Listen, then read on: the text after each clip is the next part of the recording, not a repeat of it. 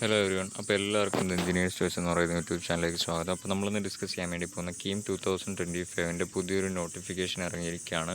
അതിൽ പറഞ്ഞിരിക്കുന്ന കാര്യം ഇതാണ്: 2025-26 അധ്യയന വർഷത്തെ നമ്മുടെ കീം എഞ്ചിനീയറിംഗ് പരീക്ഷ, CBT മോഡലുള്ള കീം എഞ്ചിനീയറിംഗ് പരീക്ഷ നമുക്കറിയാം ഏപ്രിൽ 23 മുതൽ ഏപ്രിൽ 29 വരെയുള്ള തീയതികളിലായിരിക്കും നടക്കുന്നത്. ശരിയാണല്ലോ.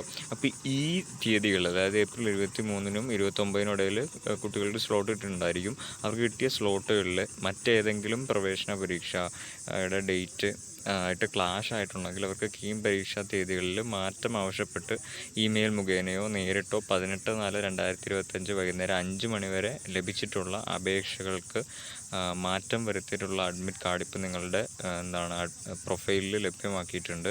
ഭേദഗതി വരുത്തിയ അഡ്മിറ്റ് കാർഡ് സംബന്ധിച്ച് എന്തെങ്കിലും പരാതി ഉള്ളവർ, ഇനി ആ പുതിയ അഡ്മിറ്റ് കാർഡിൽ എന്തെങ്കിലും പരാതി ഉള്ളവർ സെൻട്രൽ ചേഞ്ച് കംപ്ലൈൻറ്റ് എന്ന വിഷയം പരാമർശിച്ച് ഇന്ന് 20/4/2025 വൈകുന്നേരം 5 മണിക്കകം പ്രവേശന പരീക്ഷാ കമ്മീഷൻ്റെ ഓഫീസിൽ ലഭ്യമാക്കേണ്ടതാണ്.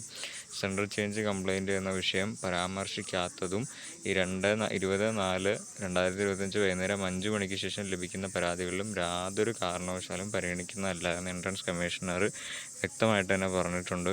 സോ നിങ്ങളെല്ലാവരും ഇത് അപേക്ഷിച്ച ആളുകൾ കൃത്യമായിട്ട് നോക്കുക. നിങ്ങളുടെ പുതിയ അഡ്മിറ്റ് കാർഡ് വന്നിട്ടുണ്ട്, പുതിയ അഡ്മിറ്റ് കാർഡിലെ കാര്യങ്ങളെല്ലാം ശരിയാണോ എന്ന് നോക്കുക. ഇല്ലെങ്കിൽ നിങ്ങൾക്ക് ഇന്ന് വൈകുന്നേരം 5 മണി വരെ കംപ്ലൈൻറ്റ് രജിസ്റ്റർ ചെയ്യാനുള്ള